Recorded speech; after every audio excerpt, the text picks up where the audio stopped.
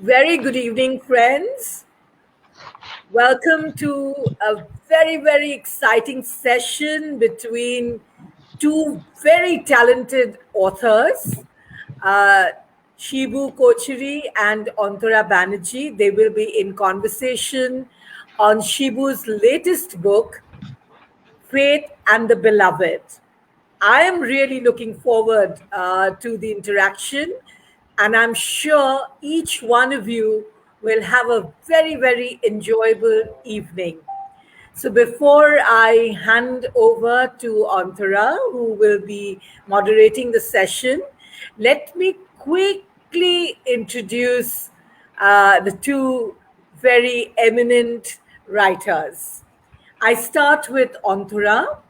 She's a marketing, communication, and branding specialist.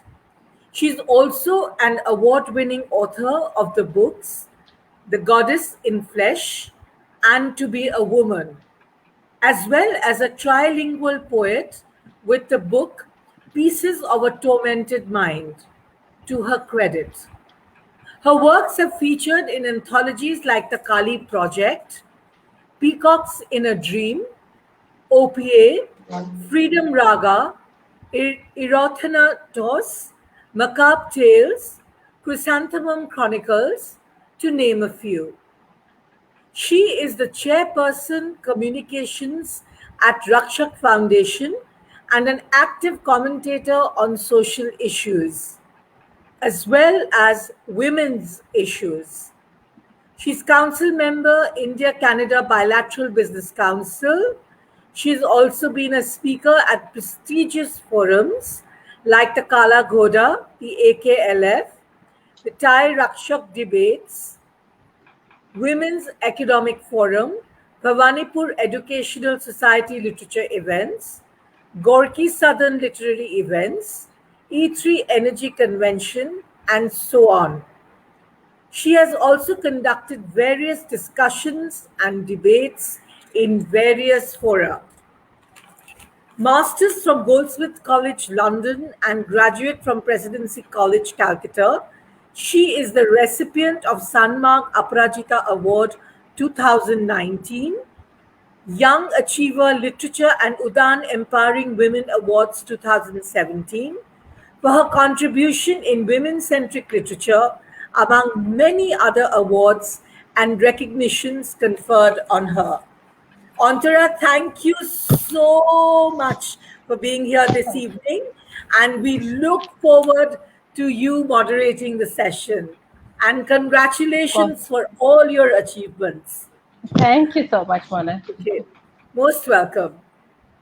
Now, Kochery Shibu, Kochery C Shibu, I'm sorry, the best-selling and award-winning author of Men and Dreams in the Dhauladhar, graduated from the prestigious National Academy, Khadak Wasla, in 1981.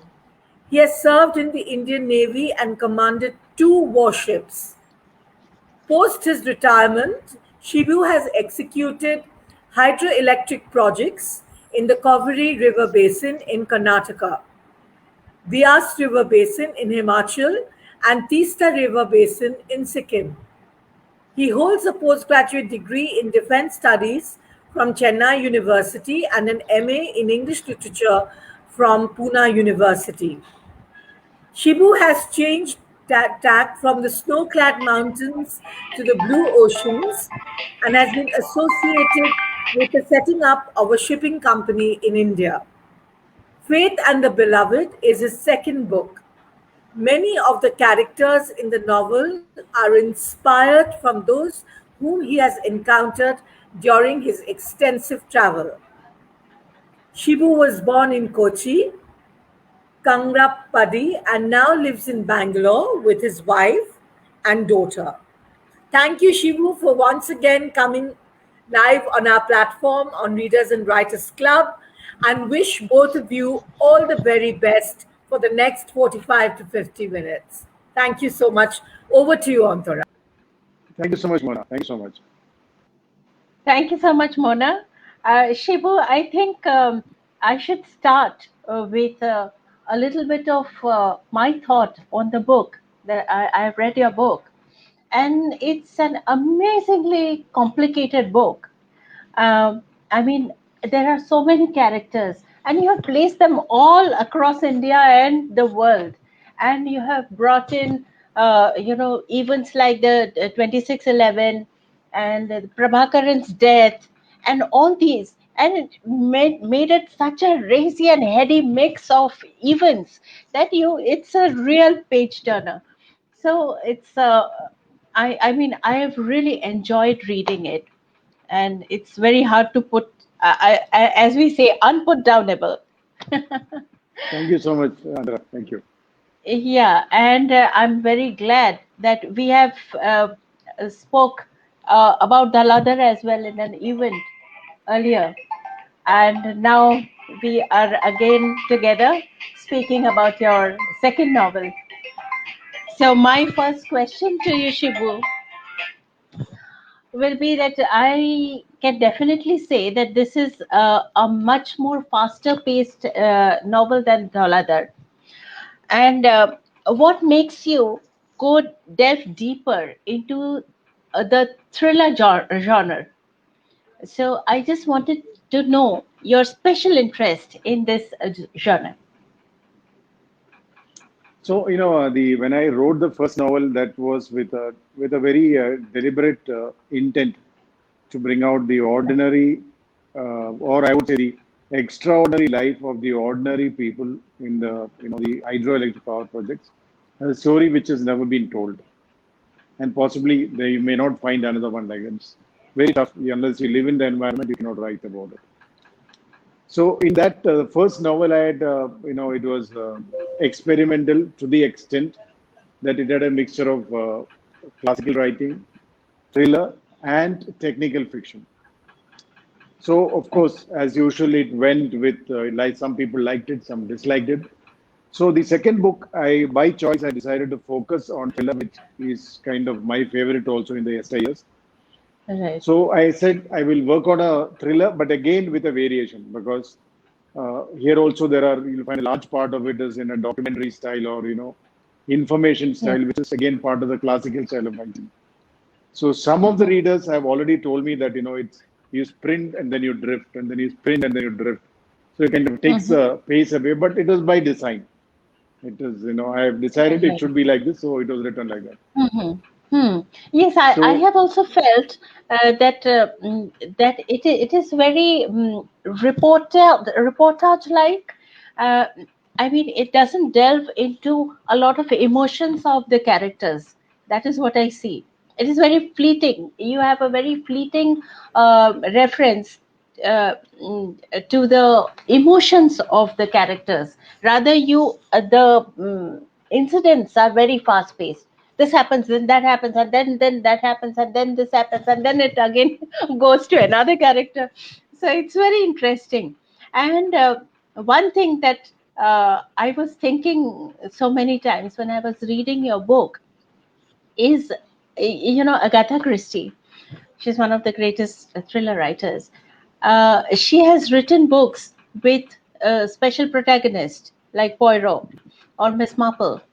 But I find the books which do not have any protagonist to be the best of her writing. So here also you don't have a main protagonist, someone who is tying everything together. Everything is happening at different places, and they by chance come together in a very complicated way. So that reference kept coming to my mind. Agatha Christie, and her books. I love her books without the main protagonist. So I was thinking about that, and I was equating that to your writing. Uh, that was did is it by design that you didn't have a main protagonist? no, this thought had crossed my mind, because many of the readers after the first book said, "Are you going to continue with your protagonist from the first novel?" So some of Mm-hmm. them even said, "We would like to know what happens. Would you like to continue?" There were some readers who had given such feedback. We would like to know what happens. Right. Maybe could you Mm-hmm. come up with a sequel? I gave it a Right. lot of thought. Then I said no. I Mm-hmm. said, So that novel was written with a certain kind of background and certain right, and I didn't want to carry that forward. So Right. I decided to start afresh. And the thing about thrillers is, especially if you involve an organization like LTT, then the Mm-hmm. canvas will become large because they played on a Yes. kind of global canvas. They were not Global local players. basis. Yes. Mm-hmm. So to that extent, the canvas and the scope and the kind of things they did, which are unimaginable even today, the levels to which Mm-hmm. they went to, all kinds of things. There is nothing by the book, and but nothing that they have not thought about. I mean, every Right. trick in the book and every trick outside the book, and thinking out of the box. So many things they've done. Mm-hmm. So when you write like that, definitely yes, it does. It will not be easy,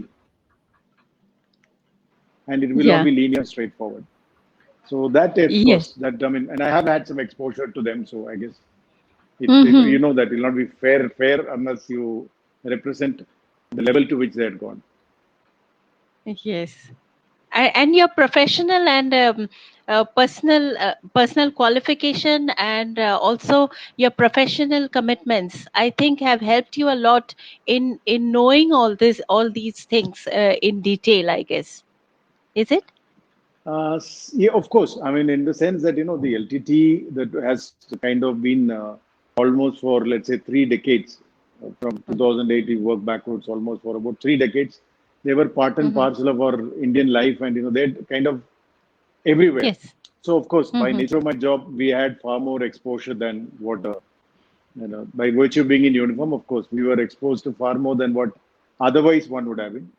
But none of Mm-hmm. the material that is discussed or is all from the I would say the open source. There is no classified Mm-hmm. information that has been used. But yes, Yeah, you yeah. do have an exposure to the way they operate and how they do things. Mm-hmm. That part, yes. And I Yes. mean, So by that virtue of that being in makes uniform, that. that makes your job also. Yeah, correct. Absolutely. Shibu, another thing, I have noticed that there are two things that have made a comeback in your second novel as well. One is Kalari, the Yes. martial art form. Yes. And Heidel Project. Would you like to say something about it? I mean, of course, it's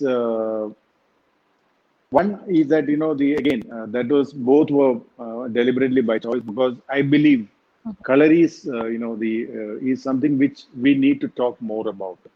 When I say we Mm-hmm. means so anything about India or anything that has got value, which is very old and which had Mm-hmm. the Kalari as a arts form had a kind of they were the equivalent of let's say the samurais of let's say the Japan. Mm-hmm. But samurais in Mm-hmm. Japan are in the reading world. People who read, I'm talking about the English Mm-hmm. reading audience.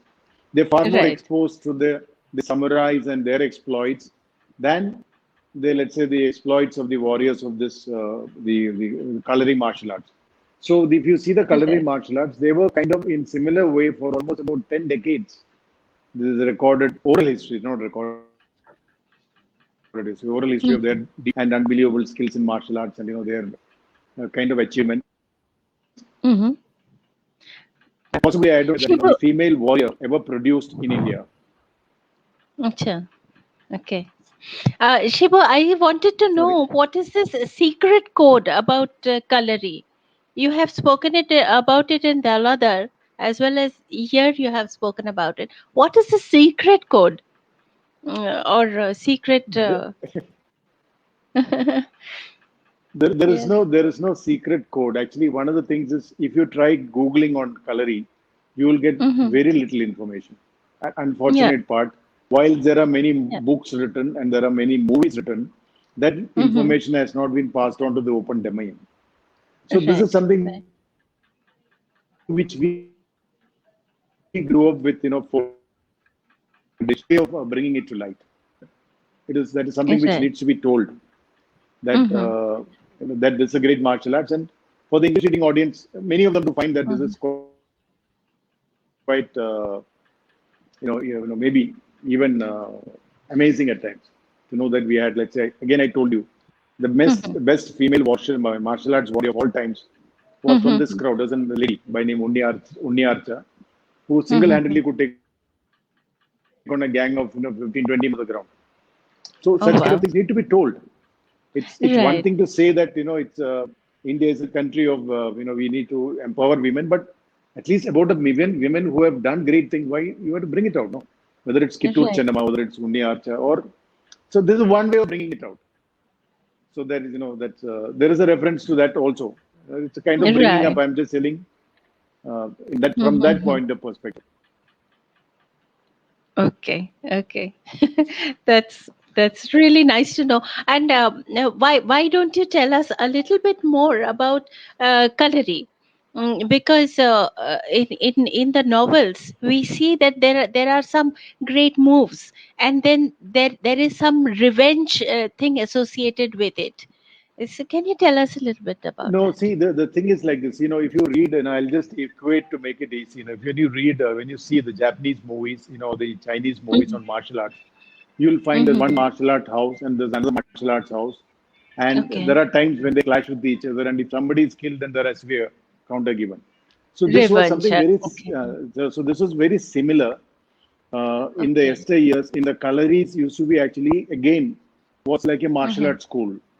So you Okay. each, like for example, each region had a martial arts school, and there was a guru there, and he had the students were 15 or 20. Mm-hmm. So Mm-hmm. the very often it was an the tradition in the, let's say, for almost 10 decades in the Kerala kingdoms, settlement of Mm-hmm. disputes was first by a cockfight. If they didn't agree to that, Mm-hmm. second was by dueling. So you engage Okay. one dueler from your side, other guy engage, and the winner takes it out. And that was a battle to death. So these Okay. warriors were they used to duel officially; it is allowed, Mm-hmm. and there is so Mm-hmm. many instances of their duels between two famous rival warriors. It's something like Arjun and Mm-hmm. your call that Arjun and Karn taking on each other. So there was many Right. such glorified duels of these warriors, both men and women, fighting, and Okay. one guy has to die, and that is how the thing is Oh. settled. So there is Okay. nothing. So when you go into a duel, means one guy wins and the other guy gets killed. So Okay. it's So then a there is so nothing in between. there's nothing in It is between. life or death, It is win or life or death. death. We know death. So Yes. when you play by that code, so these colories which are training with them also, they practice Yeah. that. If any of their people are attacked, someone is killed, it has to be revenge. That's a kind of that colory code they say, and all the colories were brought up like that. And even the Okay. suicide squads, when you talk about in the, let's say, what we talk about, the suicide squad, which the LTT brought in, and Fidines. later on now, Fidains later on. Fidains were Okay. inspired Okay. from LTT. The first one was LTT. Okay. So Okay. the forerunner for all this was, the Travancore king, about from Okay. starting from 1700, so about 3 centuries Okay. back, he had a suicide Mm-hmm. army. It was called a Chaver Okay. army. Means if you have anything goes wrong, there is a set of Mm-hmm. people who will go that in fight to death, last man, last bullet kind of stuff. They will not come back Okay. live. Either they win Mm. and come back, or they die. So Kalari has got a whole lot of things which kind of dictated the life of the society for almost 10 Mm-hmm. decades. So there's so many things to be told. This is actually in my future books also there will be another version of aspect of Kalari which will come out. Okay.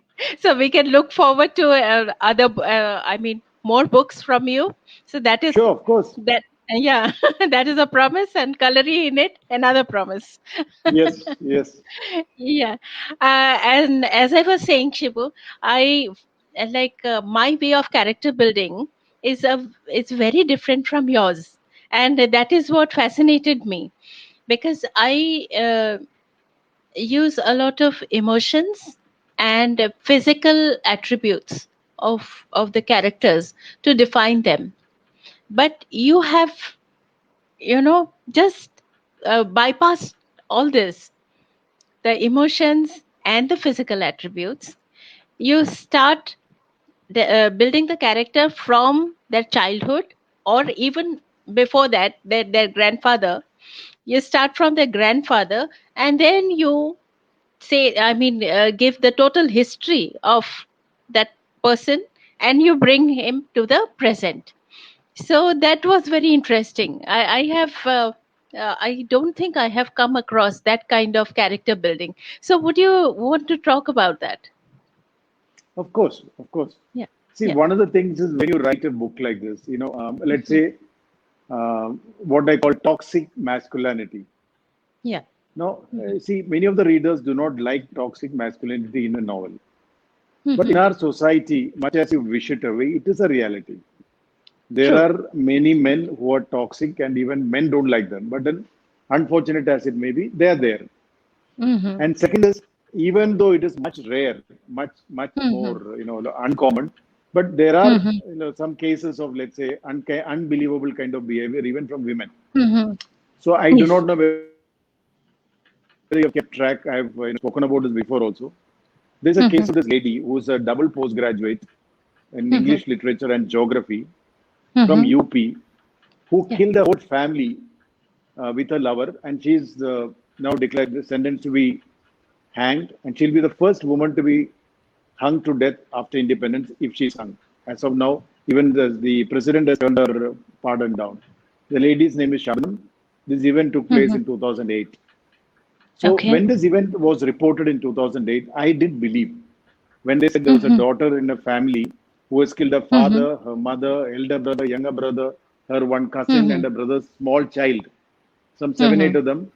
And in the night, she had called her lover, and she had sedated them and called the lover to chop their head off with an axe. Oh my God. Unbelievable. When I read it, I said, no, this somebody else was done a Mm-hmm. crime and she's being fixed. That is the first thing that came to your mind. So as the Okay. story unfolded, and as you were following it in the media, finally it came Mm-hmm. about that she and her lover, for whatever reasons, had Mm-hmm. decided whether it is for inheriting the property and the house, or maybe doing away Mm-hmm. with all their people who are opposing them, or Mm-hmm. something else. The fact Mm-hmm. is that all the courts, all the people have found that she was the one who engineered the killing of a whole family. Something which is unbelievable. Even today, you find it difficult to Right. digest, even after 13 years Mm-hmm. of that event. Mm-hmm. So Mm-hmm. when you bring in this kind of a novel wherein you're crossing the line and people are crossing the line, Mm-hmm. and invariably the line is crossed when a Mm-hmm. crime happens. So it was a Correct. deliberate Absolutely. design that I wanted to have all the characters who are involved in it to have a Mm-hmm. history and a background. Right. So, Right. Mm-hmm. like people say in Hindi movie, the difference between villain and a hero is that Mm-hmm. hero has a past and villain does not. So, as Mm. audience, you cannot empathize with the villain, Yes. but you can empathize with the hero. So, here the whole idea Absolutely. was to present all the characters in grey, and it's up to the readers to Okay. form their judgment to like or dislike them. So, That I agree. that was a really very strong and very novel technique, I would say, of building the characters. And I would also like to know why you have skipped the emotional sides. Even when a woman is battered or violated, which has happened so many times in your novel, but I it know. doesn't yeah, it doesn't show a lot of emotional turmoil in her, or it doesn't have a lot of effect on her next action. So I would like to know about that. Yeah, I know. That's an interesting point. I did dwell on this quite a bit actually. So, Hmm. in this case, let's say the heroine, the lady who's leading the show, that who's a Yeah. IIT, IIM graduate. She's Hmm. a businesswoman, and she's a kind of what I would Hmm. call a the as good as a woman can get. She Yes. lives life on her own terms.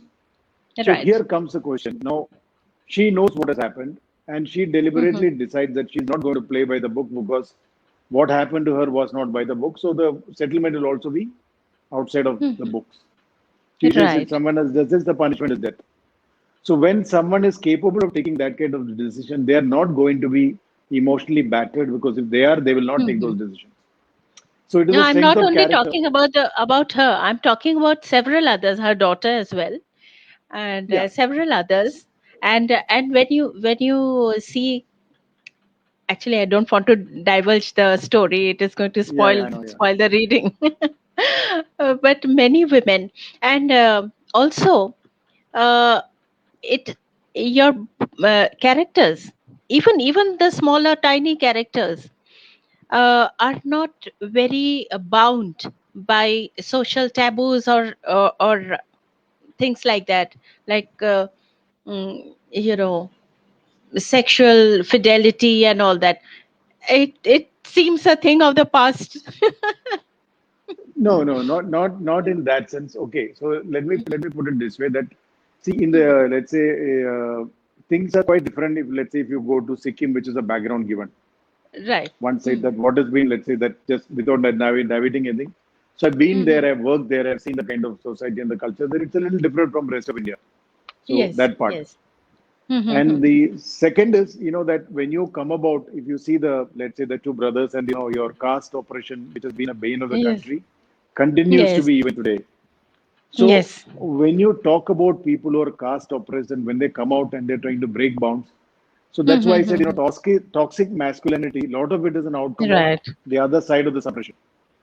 A lot of it is Absolutely. another side of the suppression. So Hmm. what they will do, which is not something which a normal people will do, wherein you're saying that Hmm. by design you would like to go ahead and do this. So that's what I Hmm. said in this novel. So if you pull out an incident individually, yes, I agree. Hmm. It Yeah. may look out of context, but that the incident has been placed linked to a toxic character who has got a background, Hmm. and Yeah. then I actually certain like your portrayal of why the women. Sorry. yeah, sorry. So to that extent, it is not so much the crossing the lines in that sense, but what has been Hmm. talked about is here the guiding factor is value system of individuals. So Yeah. what I'm I saying in understand. the whole book, Hmm. the deciding core of the movies, the book is so Hmm. in a society, where does one individual get a value system from? Family, society, religion, school, Hmm. mostly, and in your formative years up to the age of 12. After that, there is a Hmm. lot of other parameters depending on there is an individual, you as an individual decide how much of it you want to absorb. So a lot of us who come up in the society in the formative years, depending on how Hmm. each of these factors have influenced you, will have a value Right. system which will not be kind of standardized. There will be a certain amount of Correct. variation. Right. So Right. the when you cross the line, also it is finally how much are you willing to stand for people whom you love, and how Hmm. much are you willing to start for what you value in life. Correct. So Correct. Correct. normally the question is these are events which normally do not happen to majority of us in our whole lifetime, but it does happen to True. individuals maybe one in a million, once in their Hmm. lifetime. Right. And those are Right. there are times when people look at this. So it's like the starting scene. Let's say the to relate to the new age audience, it's something like Hmm. a escape room. What children play these days. So it's Hmm. like a teenage girl who's been in a situation which is called an escape room. How does she get Hmm. out? But here it is not just a game of half an hour. It's a game for her Hmm. life. She has to get out Yes. and then save her True. mother, and so many other things get linked up. Right. Right. So that Actually. any of the events that is in the book, unless you link it to the characters, you Hmm. know, past standalone, yes, many of them will be questionable. I agree with you. If you look at Hmm. them as standalone incidents, they are questionable, Hmm. definitely. No, I'm not really saying that your characters are questionable. Actually, I like all the women characters in your story because they look very empowered. They are not cowered down by any violation or maybe of a physical relationship they might have. They have it and they move on. So I really like the empowered women you have in your book. Most of them are like that. They have their own business in mind, and the physical side of it is just something that happened, and then they forget about it and then move on. They are very empowered women. It looks like. What do you say? That is yes, that is true. That's true. That's true. Yes. So what are one of the things is that as society moves, that one of the things is Hmm. in the last 20 odd years, there are many of this, Hmm. let's say IIT, IIM, or IT empowered women. So even Hmm. when you talk about in small town girls who do an engineering, They come to Right. Bangalore or Hyderabad or Delhi somewhere and Mm-hmm. join an IT company. If they are intelligent, the company promotes them, and then after second or third year, she goes once to France, once to Germany, once to States and back. Hmm. She's a completely different person. She's then Liberated. in let's say liberated in many ways. Let's say Mm-hmm. empowered, enhanced. So there Yes. are Yes. may not be enough in number, but there are there Hmm. people to be inspired from. Yes. Yes. So who can live life on their terms. Actually, I So have liked the portrayal, the way you have portrayed the women in your book. And as much as the men are moving on, they are also moving on. They are not stuck to one thing. So, which is very very interesting. And also, uh, when you say that the book is about a lot about toxic masculinity, I think this is also a practical way of dealing with it. What do you say? yes, I don't want to say it in as many words, but yes, I agree with you because Mhm. it is like that. I mean, it's like the unfortunate as it may be, but Mhm. without such drastic measures, sometimes Right. it's fear is a key. That this Yes, absolutely. And the that social there is. social environment. What will people say and all this? So sometimes that you have to, Hmm. and in many times it will be put to practice. I mean, unofficially Yes. people know that, but there are times when you have to agree. What is the True. answer to such kind of stupid toxic masculinity otherwise? Mm-hmm. Absolutely, absolutely. So That is that that is is why I loved your portrayal of women in your book. And it is kind of you know, as writers, we always when we portray something, probably we come up with solutions of social issues as well. And I think you have subconsciously uh, given a solution to this toxic masculinity by just ignoring it and moving on. I think so. What do you say? yes, yes, definitely that is one part of it. But at the same time, that Hmm. that's why that we say this is of course it's a very vast subject to just brush it under Yes. one brush and say it that's the solution. Right. I will not Hmm. take such big claim, but yes, I think that is also an important aspect because very many times that Hmm. it is lot of the time the problem more than the women is with the family, the Right. men of the family.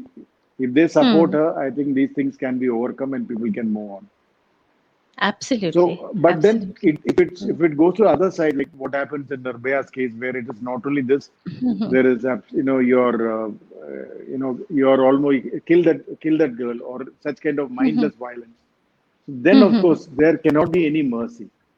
There cannot be any mercy, and Absolutely. that the Hmm. so that's our society even in the past. Even if you see our cup panchayats, people Yes. do not like them because they're very vicious in the way they Hmm. very brutal and very vicious. But then that's only language of men folk understand. What do you do? Yes. Absolutely. So your the legal system which we inherited from the Brits is okay for the civilized and educated, but Hmm. for many of this the toxic masculine, especially from the Hindi Hmm. heartland, especially I mean Hmm. telling it's far more there than not that it's not there in other places, far more there. Right. So Hmm. this panchayats also like that. It's very vicious and very brutal, and for Yes. this reason, Yes.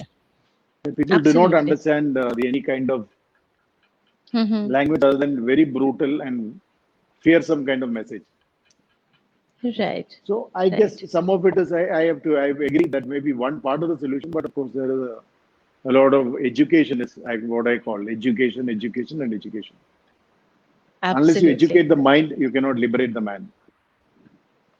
Absolutely. Um, Another thing that I noticed, that there was a lot of details, uh, like in the Heidel project place, which kind of I could not gather all of it.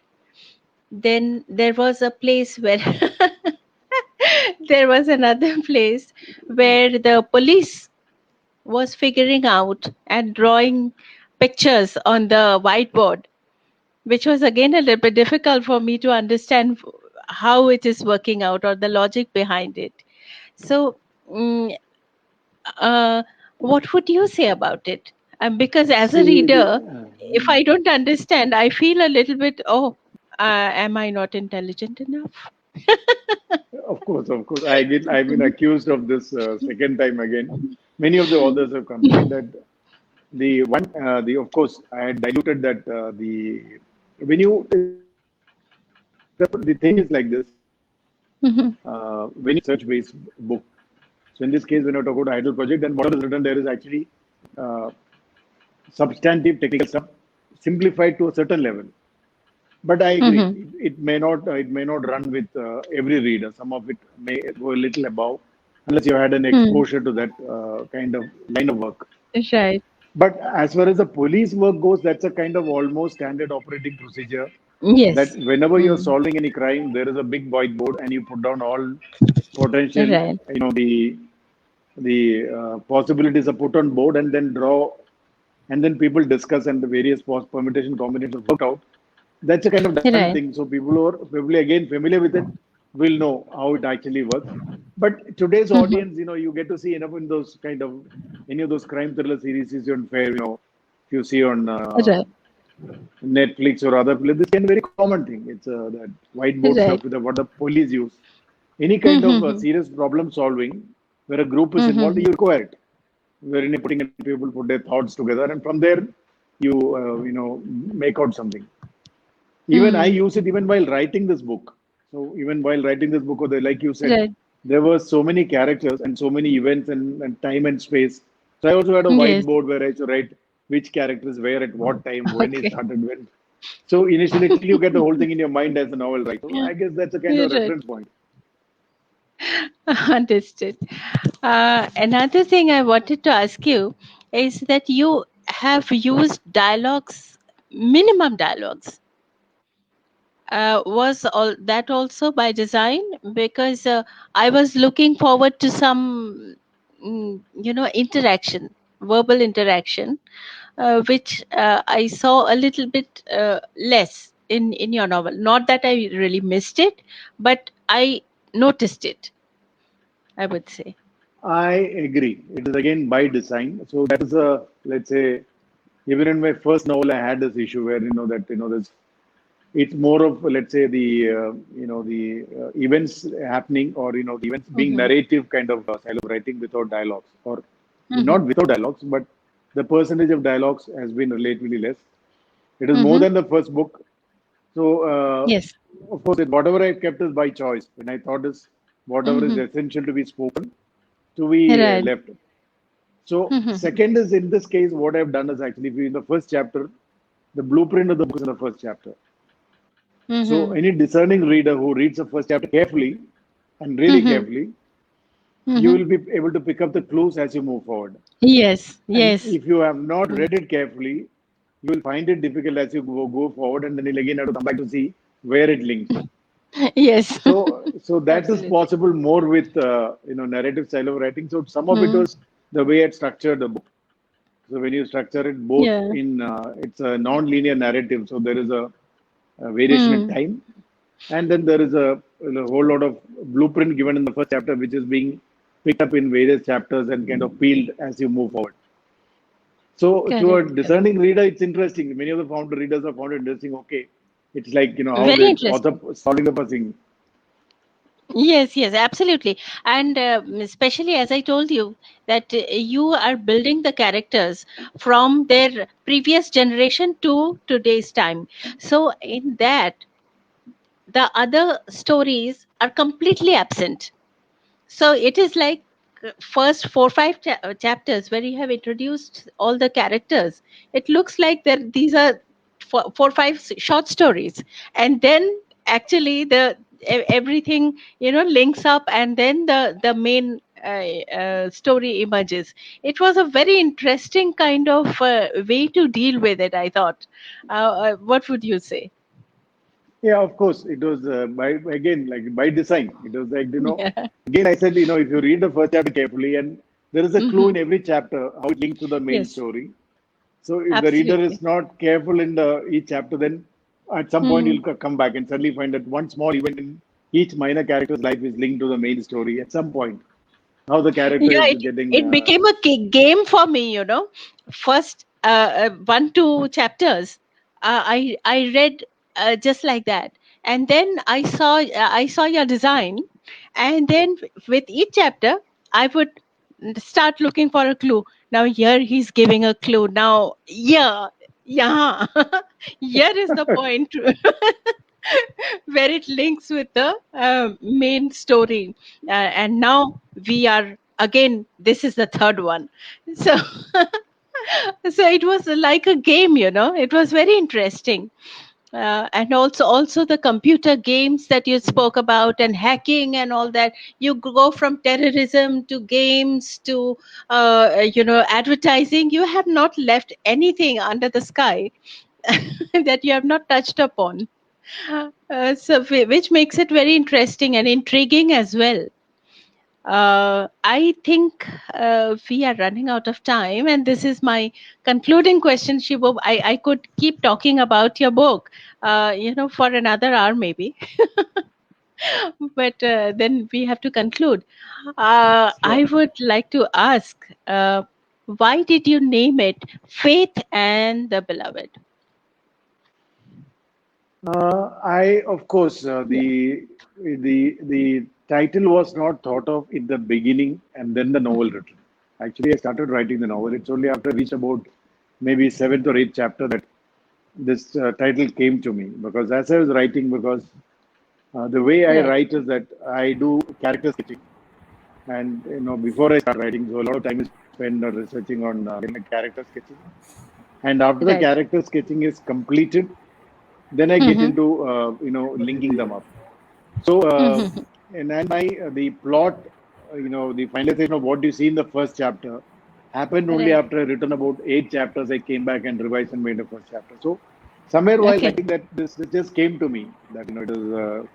Then I said give the name, and it kind of Mm-hmm. conveys what the value system that we're talking about. What do you believe in, and how Mm-hmm. much are you willing to stand for your loved ones. So and hence the title. Wonderful, wonderful. Shibu, it was great talking to you. And as I told you that I could keep on talking to you for another hour. Your book is that much intriguing and that much deep that we can keep speaking about it. But I guess I will have to hand it over to Mona. Thank you so, so much, Shibu and Antara. We were very, very attentive listening to both of you in conversation. And I've said this before, and I'm going to say this again.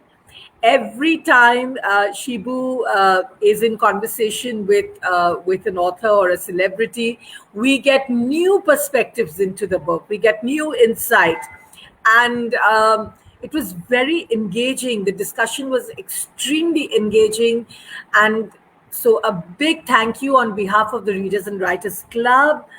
And there have been a lot of comments over here, and I would really be very grateful if our viewers read Faith and the Beloved. It's a book really worth reading. You'll have a great time reading the book. So pick up a copy and don't wait. And thank you so much, Shibu. Thank you so much, Antara. You all are Thank you very so much. kind to us, very kind to Readers and Writers Club, giving us time, giving us the opportunity, giving us the exposure, and wish both of you and your pens all the very best. Have a very good evening. Thank you, Thank you so much, Mona. And Mona. I would like to thank Shibu for being so candid and so open about his book. And though I hope we didn't reveal the story too much, I really enjoyed it, Shibu, and very, very all the best for the Thank book. you so And much, I'm sure Andhra. it is going to do a great, a great best-selling book because it's a page turner, unputdownable, Thank you. as I said. Thank you. Thank you, Andhra. Thank you so much, Mona. Thank you. Thank you. Thank you, Readers and Writers Club. Thank you, Mona. Thank you, Shushruth. Thank you.